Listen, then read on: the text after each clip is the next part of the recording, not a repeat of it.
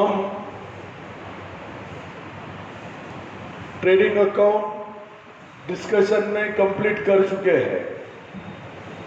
मैं समझता हूँ कि आप सभी सेटिस्फाइड होंगे या हो चुके होंगे। केवल जिनका 12th में कॉमर्स नहीं था उनको एक तो बिल्कुल नहीं समझा होगा या बहुत कम समझा होगा। उनका बस 5-6 दिन में अलग से एक्स्ट्रा क्लास चालू कर रहे हैं हम लोग, तब आपको 100% समझ जाएगा। फिर भी मैं ये सब 12th कॉमर्स के बच्चों को 12th में हो चुका है, केवल नॉन कॉमर्स फैकल्टी के बच्चे पार्ट 1 में एडमिशन ले चुके हैं, उनके लिए मैं डबल से बता रहा हूँ, पर थोड़ा फास्ट बता रहा हूँ। प्रॉफिट एंड लॉस अकाउंट, कोई भी अकाउंट हो, 2 साइड्स होती है, डेबिट और क्रेडिट। तो देखिएगा, पर्टिकुलर्स अमाउंट ये यहाँ डालना पड़ता है प्रॉब्लम की डेट। अब ट्रेडिंग अकाउंट में हमने वो अकाउंट समाप्त किया था, एंड किया था ग्रॉस प्रॉफिट के ऊपर। Means the conclusion of the trading account is gross profit, and that gross profit we have debited trading account debit, and therefore in the profit and loss account it should be written down on the credit. Means conclusive part of the trading account, gross profit should be written down on 2 spots. What is the trading account debit and another is the profit and loss account credit. मतलब trading account में से gross profit निकलेगा, वो gross profit हम trading account के debit में लिख चुके होंगे, और वहाँ पर डेबिट में तो यहाँ पर लिखना है क्रेडिट में। ध्यान में रखना साइंस वाले बच्चे, डेबिट और क्रेडिट, प्रत्येक ट्रांजैक्शन को 2 साइड्स होती है, डेबिट और क्रेडिट। अब ये डेबिट और क्रेडिट नॉन कॉमर्स वाले बच्चों को थोड़ा नया होगा, तो मैं बता देता हूँ, लेफ्ट राइट जैसा है अपना, लेफ्ट हैंड राइट हैंड, उस तरह से डेबिट और क्रेडिट है, इतना आप ध्यान में रखो। अभी प्रॉफिट एंड लॉस अकाउंट के डेबिट साइड में यहाँ पर थोड़ा सा 12th कॉमर्स वाले बच्चों को भी, 12th कॉमर्स का मतलब है जिनका 12th में कॉमर्स होगा, उनको भी एक नवीन चीज देखने को मिलेगी। वो नवीन चीज ये है कि प्रॉफिट एंड लॉस अकाउंट में पहला टाइटल लिखा है ऑफिस एंड एडमिनिस्ट्रेशन एक्सपेंसेस, दूसरा टाइटल लिखा है सेलिंग एंड डिस्ट्रीब्यूशन एक्सपेंसेस, तीसरा टाइटल लिखा है अदर एक्सपेंडिचर। 12th क्लास में प्रॉफिट एंड लॉस अकाउंट बनाते समय हम इस तरह के टाइटल नहीं लिखा करते थे। एक्सपेंडिचर के आइटम वही है, केवल उनको 3 हिस्सों में क्लासिफाइड करके बताया। तो मैं तीनों हिस्से का शॉर्ट स्पष्टीकरण देता हूं और उसके बाद में फिर उसके इंटरनल आइटम्स पढ़ाना चालू करता हूं। ऑफिस एंड एडमिनिस्ट्रेटिव एक्सपेंसेस, इसका मतलब यह है कंपनी का ऑफिस चलाने के लिए, ऑफिस है ना कार्यालय, चलाने के लिए जो भी एक्सपेंडिचर करना पड़ता है उसको बोलते हैं ऑफिस एंड एडमिनिस्ट्रेटिव एक्सपेंसेस। यानी जैसा कंपनी का कारखाना होता है वैसे ही कंपनी का ऑफिस भी होता है। जनरली फैक्ट्री गांव के बाहर रहती है और ऑफिसेस गांव के सिटी के अंदर रहते हैं। तो सिटी के अंदर का ऑफिस चलाने के लिए कंपनी को जो भी एक्सपेंडिचर करना पड़ता है सोल ट्रेडर को, उसको बोलते हैं ऑफिस एंड एडमिनिस्ट्रेटिव एक्सपेंसेस। दूसरा है सेलिंग एंड डिस्ट्रीब्यूशन एक्सपेंसेस। अभी ये टाइटल है सेलिंग एंड डिस्ट्रीब्यूशन एक्सपेंसेस। अभी देखिएगा इसके अंदर दो आइटम है, सेलिंग एंड डिस्ट्रीब्यूशन। सेलिंग अलग है, डिस्ट्रीब्यूशन अलग है। जब आप बीकॉम में पहुंचोगे मतलब फाइनल में, तब आपको सेलिंग और डिस्ट्रीब्यूशन अलग अलग क्यों है ये अलग से डिटेल में पढ़ाया जाएगा। अभी मैं इतना ही बताता हूँ। Selling distribution, selling and distribution एक कंबाइन वर्ड नहीं है, दो शब्दों का जॉइंट है वो। सेलिंग यानी क्या? सेलिंग का मतलब है आपके कारखाने के अंदर मतलब फैक्ट्री के अंदर जो भी वस्तुएं बनती है मतलब प्रोडक्शन होता है, उन वस्तुओं को कंज्यूमर यानी उपभोक्ताओं के पास पहुंचाने के लिए सेलिंग एंड डिस्ट्रीब्यूशन एक्सपेंसेस कहते हैं। पर सेलिंग यानी क्या? तो जैसा देखो बेटा, आप में से मैक्सिमम बच्चे 100% नहीं बोल सकता, टीवी के या मोबाइल के एडिक्ट हो गए होंगे। देखो बहुत बार क्या होता है, हम टेलीविजन या मोबाइल देखते रहते हैं, एक बीच में एडवर्टाइज आती है। एडवर्टाइज देखने के बाद हमको बहुत गुस्सा आता, पण आती है, ये वस्तु अच्छी है, वो वस्तु अच्छी है, ये टॉनिक अच्छा है, ये टॉनिक लेने से हम बहुत स्ट्रांग होते हैं और स्ट्रांग हो गए तो कोरोना नहीं होता वगैरह वगैरह। तो सेलिंग का मतलब है कस्टमर यानी आप अपने घर में बैठे हो और आपके मन में ऐसी कोई इच्छा नहीं एक आधी वस्तु खरीदना चाहिए। क्यों? क्योंकि पैसा नहीं। फिर भी टेलीविजन या मोबाइल के ऊपर जो एडवर्टाइज आती है, बहुत बार उस एडवर्टाइज से हम मोटिवेट होते हैं, इंस्पायर होते हैं और अपने को लगता कि अब ये वस्तु हमने खरीदना चाहिए। मतलब क्या हुआ, जो कस्टमर अपने घर में सोया है या अपना मोबाइल लेके बैठा है, उसके मन में कारखाने का मालिक, फैक्ट्री का मालिक वस्तु खरीदने की इच्छाएं उत्पन्न करना चाहता है।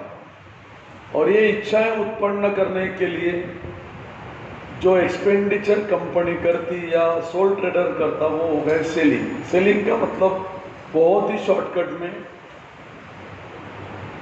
कारखाने से निकला हुआ माल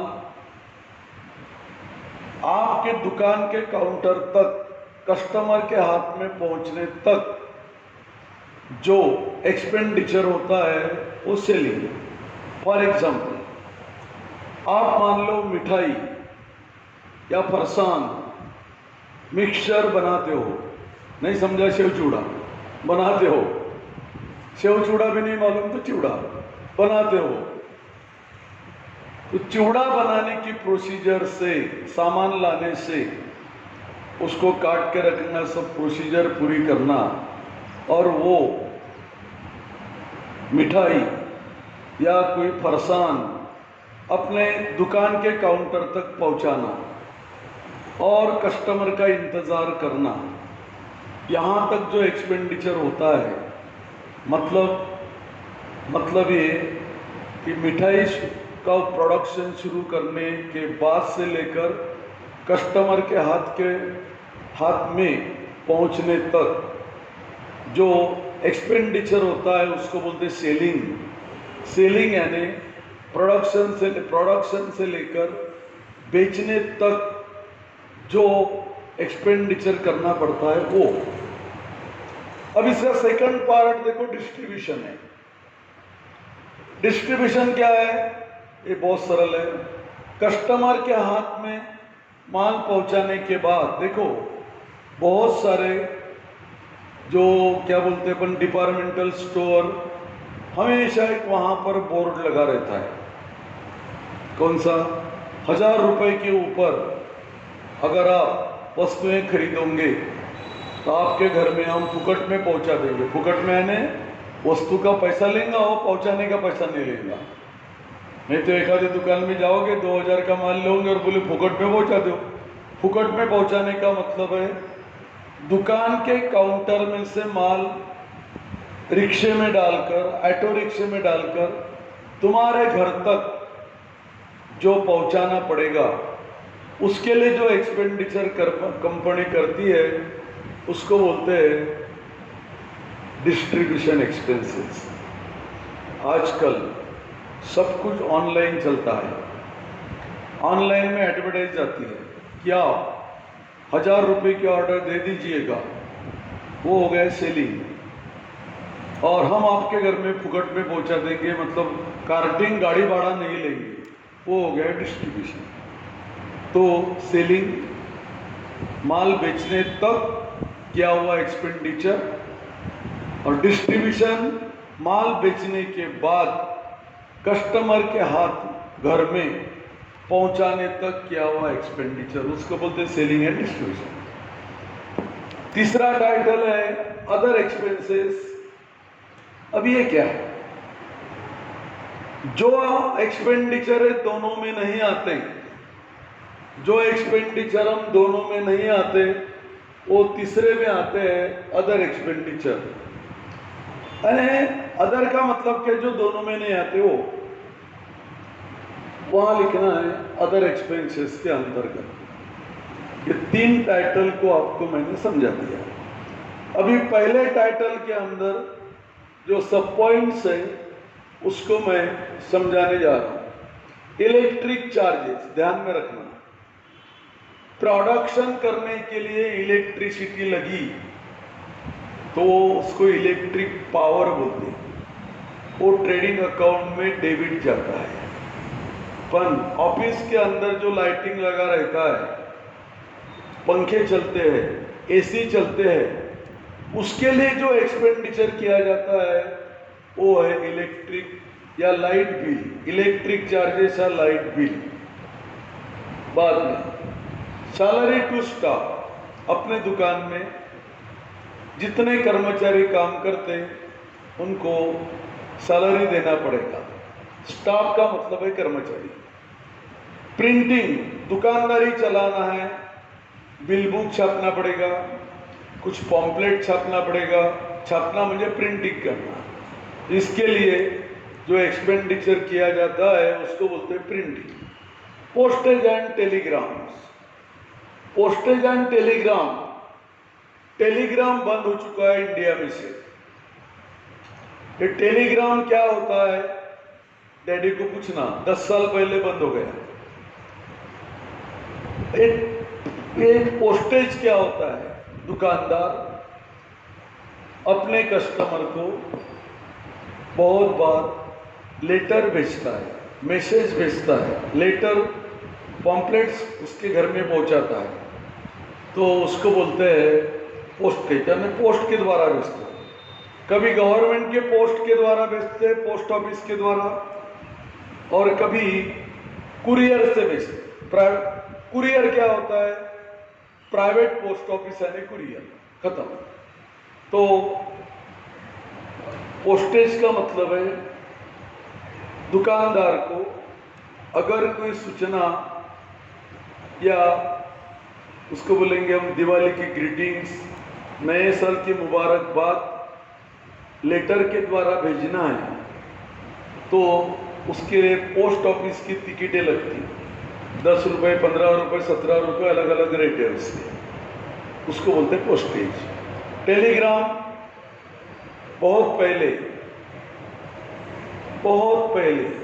जब मोबाइल था ही नहीं, टेलीफोन बहुत कम डेवलप हुआ था, तब बहुत कम यानी कि रेशीम बाग में हम रहते थे, तब हमारे 1969 की बात है। तो मोबाइल तो था ही नहीं, पर बड़े मुश्किल से रेशम बाग में 5,000 लोगों की वस्तु में एक आधा टेलीफोन होगा। तो फिर कम्युनिकेशन कैसा होता था? टेलीग्राम के द्वारा। जैसा आपके घर में कोई अर्जेंट बीमार गिरा, तबीयत खराब है, तो आप पोस्ट ऑफिस में जाते थे, वहाँ पर एक फॉर्म भर के देते थे और पेमेंट करते थे। वो मांगेंगे उतना, उसका पावती लेते थे, रिसीट, और फिर वो पोस्ट ऑफिस का क्लर्क आपका मैसेज जो आपने वो पेपर पर लिखा है 1 घंटे के अंदर बॉम्बे में, भारत के किसी भी शहर में 1 घंटे के 1.5 घंटे के अंदर वो पहुंच जाता था। तो उसको बोलते थे टेलीग्राम। मोबाइल आने के बाद टेलीग्राम लोग करते ही नहीं थे, इसलिए मुझे लगता है 10 साल हो गए होंगे टेलीग्राम की सर्विसेज भारत सरकार ने बंद कर दिया। फिर आप बोलते लिखते क्यों हैं? अगर मैंने नहीं लिखा और परीक्षा में टेलीग्राम आया तो आप वहाँ से मुझे तो टेलीग्राम नहीं कर सकते ना, सर ये टेलीग्राम क्या होता है, इसलिए मैंने बता दिया टेलीग्राम क्या होता है। बाद में ऑडिट भी, कोई भी जो लोग पहले पीरियड से है, मेरे पहले लेक्चर से है, इंट्रोडक्शन लेक्चर से, उनको मालूम है ऑडिट फी क्या है। अकाउंट जो क्लर्क लोग लिखते हैं, अकाउंटेंट लोग लिखते हैं, उसको चार्टर्ड अकाउंटेंट या उसके ऑडिटर के द्वारा चेक करवाना, उसको बोलते हैं ऑडिट। ऑडिट यानी अकाउंट चेक करना, और फी यानी शुल्क, पैसा देना। हमारे अकाउंटेंट ने, अगर आप एक सोल ट्रेडर है, मान लो कि आप दुकान के मालिक है और आपके दुकान में साल भरे में माल बिकता है, वो दररोज के अकाउंट्स आपका अकाउंटेंट लिखता है, पर उसने करेक्ट लिखे कि नहीं लिखे, जिनाइन लिखे कि नहीं लिखे, इसका चेकिंग साल के आखिरी में चार्टर्ड अकाउंटेंट के द्वारा आप कर लोगे। आप दुकान के मालिक हो, तो वो चेकिंग करने का जो फीस रहता है उसको बोलते हैं ऑडिट फी, और जो आदमी चेकिंग करता है उसको बोलते हैं ऑडिटर। और ऑडिटर जिसके अंदर अंतर्गत काम करता है वो रहता है चार्टर्ड अकाउंटेंट। अब उसके बाद डायरेक्टर फी। डायरेक्टर क्या होता है? कभी आप एक आधी ऑर्गेनाइजेशन में संगठन चलाने के लिए अकेले आदमी का दिमाग कम गिरता, तब 4-5 लोगों को एक अपन टीम बनाते, कभी ऑथेंटिक, कभी अनऑथेंटिक। ऑथेंटिक का मतलब है कानून के अनुसार, अनऑथेंटिक का मतलब है कानून तो नहीं है पर अपने सुविधा के लिए। उन लोगों को अपन नाम देते रिस्पेक्ट करके डायरेक्टर, तो उसको पेमेंट करना पड़ता। आप बोलेंगे क्यों? एग्जाम्पल देता हूँ कि जितनी कोऑपरेटिव बैंक्स है, ये कोऑपरेटिव बैंक मान लो 10,000 मेंबर्स है कोऑपरेटिव बैंक के, उनका चुनाव होता, चुनाव म्हणजे इलेक्शन, उसमें से 15 लोग डायरेक्टर करके चुन के आते, और वो 15 लोग पूरी बैंक की पॉलिसी, बैंक के कारोबार चलाते, पॉलिसी निश्चित करते हैं। उन 15 लोगों को बोलते हैं डायरेक्टर्स।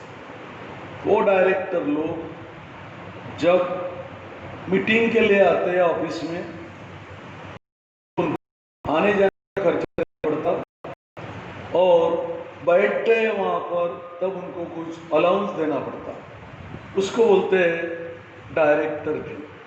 यानी कोई भी कंपनी हो चाहे व्यापार हो, उनको चलाने के लिए एक ऑथेंटिक बॉडी जो होती है उनको जनरली डायरेक्टर बोलते, जनरली हाँ डायरेक्टर बोलते हैं।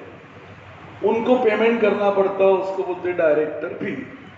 ऑफिस एक्सपेंडिचर, ऑफिस है ना कार्यालय, ऑफिस चलाने के लिए जो भी एक्सपेंडिचर किया जाता उसको बोलते हैं office expenditure, rent, rates and insurance.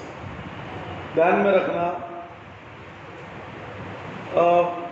ये रेंट आपको मालूम है, अगर आप किराए से रहते होगे, अगर आप किसी के मकान में किराए से रहते होगे, आपको किराया मिलता होगा ना, नहीं देना पड़ता है? अच्छा, तो आप किराए से रहते होंगे तो मकान मालिक आपको क्या देता होगा? किराया, नहीं? अच्छा, आप मकान मालिक को देते होंगे, उसको रेंट बोलते हैं। इंश्योरेंस सभी को मालूम है, टेलीविजन पर इतने एडवर्टाइज आती है और एक तो बेचारा बिल्कुल टायर थक कर बोलता है, अब तो निकालो 1 करोड़ की पॉलिसी, policy.com बाजार में जाओ, तो जैसी सब्जियां मिलती है आजकल इंश्योरेंस भी मिलने लगा। इंश्योरेंस आपको सभी को मालूम है, हमारा इंश्योरेंस हमने इंश्योरेंस कंपनी के पास निकाला तो हर साल पेमेंट करना पड़ता है, उसको बोलते हैं प्रीमियम, इंश्योरेंस प्रीमियम। अब ये रेट्स क्या है? रेट्स का मतलब होता है टैक्सेस। टैक्सेस को कभी कभी टैक्सेस भी बोलते हैं, कारपोरेशन में उसको कभी रेट्स बोलते हैं, और कोऑपरेटिव मार्केटिंग में उसको शेस, CESS, शेस बोलते हैं। यानी टैक्सेस के ये 3 नाम है, टैक्स 1, RATS रेट्स 2 और CESS शेस 3। भी आप बोलेंगे एक वस्तु के 3 नाम, हाँ तुम्हारे भी होंगे ना। जब तुम छोटे थे तो क्या बोलते थे? डैडी, मम्मी, दादा, दादी, नाना, नानी, बालिया, बाली। थोड़े से बड़े हो गए, स्कूल में नाम डाला, फिर आपको नाम से पुकारते थे, रमेश, सुरेश, गोविंदा, अमिताभ बच्चन वगैरह वगैरह, दूसरा नाम हो गया। फिर जब आप कॉलेज में जाने लगे तो आपके दोस्त रमेश के बदले में रम्या बोलने लगे, अबे रम्या, अबे सूर्या, अबे गंगा, तो ये तुम्हारा तीसरा नाम है। अब समझ गए होंगे। ऐसे टैक्सेस को भी ये 3 नाम है, टैक्स, CESS शेस, या फिर RATS रेट्स। तो ऑफिस एंड एडमिनिस्ट्रेशन के अंदर इतने आइटम्स आते हैं। सेलिंग एंड डिस्ट्रीब्यूशन का अर्थ मैंने बताया, कैरेज आउटवर्ड, याद करो, याद करो मेरा पुराना वीडियो, जब मैंने आपको ट्रेडिंग अकाउंट बताया तब मैंने आपको कैरेज इनवर्ड और कैरेज आउटवर्ड दोनों समझाया था, और ये बोला था मार्केट से फैक्ट्री तक लाने का खर्चा मटेरियल का, वो उसको बोलते कैरेज इनवर्ड। और अपने कारखाने के अंदर वस्तुएं बनने के बाद मार्केट में भेजने का खर्चा, उसको बोलते हैं आउटवर्ड। बैड डेट, ये व्यापारियों के लिए बड़ा बेकार शब्द है, पर कस्टमर इसका मस्त आनंद उठाते हैं। क्या होता है बैड डेट? बहुत सिंपल भाषा में बोलता हूँ, साइंस वालों के लिए, हमने एक आधे व्यक्ति को, कस्टमर को, आप दुकानदार हो, आपने एक कस्टमर को माल बेचा 1000 रुपए का, उधारी में बेचा, क्योंकि आप एक दूसरे को पहचानते हो। 1000 रुपए का माल बेचने के बाद उस कस्टमर ने 2-4 महीने में 800 रुपए ला के दिए, मतलब अभी आपके कितने पैसे बाकी है? 200। किसके ऊपर है? कस्टमर के ऊपर। अब वो 200 रुपये मिलेंगे ऐसी आपको उम्मीद थी। हुआ क्या? वो 200 रुपये लाकर देने के पहले ही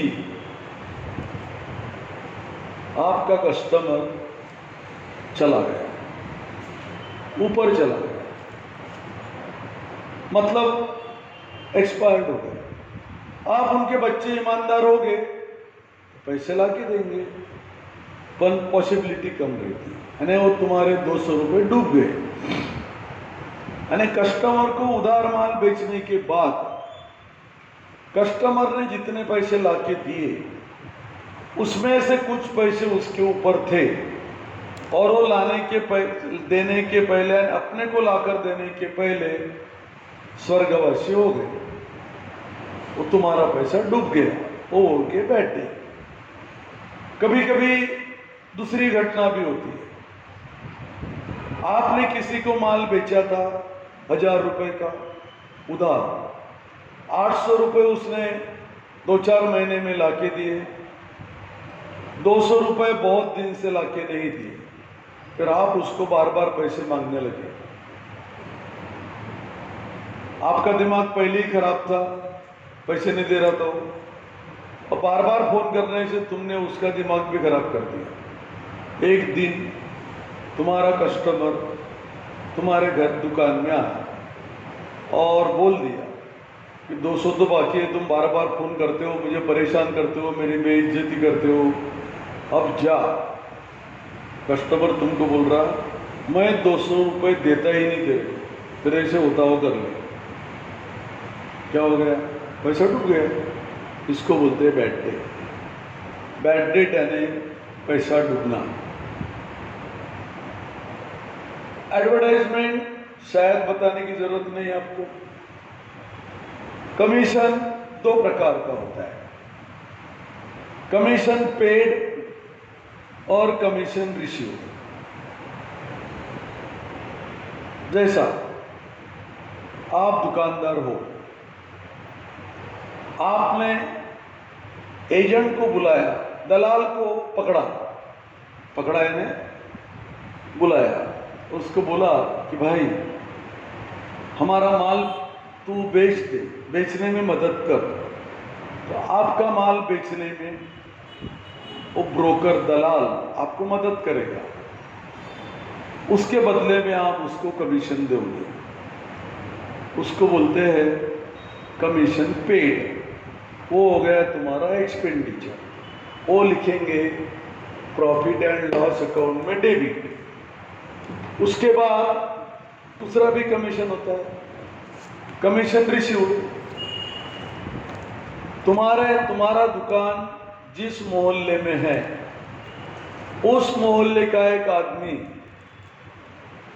तुम्हारे दुकान में एक दिन आया और बोलने लगा, भैया मेरी पुरानी स्कूटर बेचना है, मैं तुम्हारे दुकान के सामने खड़ी कर देता, जिस दिन ये बिक जाएंगी आप बेच के दो, मैं आपको कमीशन दूंगा। फिर आपने तुम्हारे कस्टमर की पुरानी स्कूटर या कार बेच दिया, फिर आपने मेहनत किया, आपको कमीशन मिलेगा। ये है profit and loss account, credit side, commission receive. समझ गए होगे? अभी भी नहीं समझे होगे? एक दिन मम्मी ने आपको काम बताया, जा मार्केट में से सब्जी वगैरह, अनाज वगैरह लेके आ, सैनिटाइजर भी लेके आ। तो आपने बोला मम्मी को 10 रुपये कमीशन देती होगी तो काम करता मैं, नहीं तो जा तू जा, नहीं तो पापा को भेज। फिर सामान ला के दिया, आपको कमीशन मिलेगा मम्मी से, वो क्या हो गया? इनकम हो गया आपका रिसीव। फिर एक दिन आपने आपके छोटे भाई को बोला, जा रे मैं तेरे को एक लेटर देता हूँ, वो सामने वाले घर पे पहुँचा दो। यानी तुम्हारे सर रहते वहाँ पर, सर को। तो आपका भाई बोला 2 रुपये देंगे तो तेरा लेटर पहुँचा दूंगा। तो क्या होगा, आप भैया को, छोटे आपके ब्रदर को कमीशन दोगे, उसको बोलेंगे कमीशन पेड। मैं समझता हूं समझ गया होगा। चलो आगे। फिर रिपेयर नहीं, ट्रैवलिंग एक्सपेंसेस। ट्रैवलिंग, तुम दुकान के मालिक हो, आपने आपके चपरासी को बोलो या आपके यहाँ पर कोई क्लर्क है उसको कुछ खरीदने के लिए दूसरे गांव भेजा, बॉम्बे भेजा, तो वो जो तुमने तुम्हारे आदमी को बॉम्बे भेजा माल खरीदने के लिए, उसको जाने आने का खर्चा देना पड़ेगा, उसको बोलेंगे ट्रैवलिंग एक्सपेंडिचर। फिर आप बोलेंगे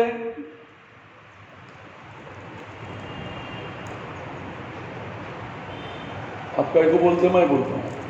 इसके बाद नेक्स्ट वीडियो में आप देखोगे मैं बोलूँगा ओके।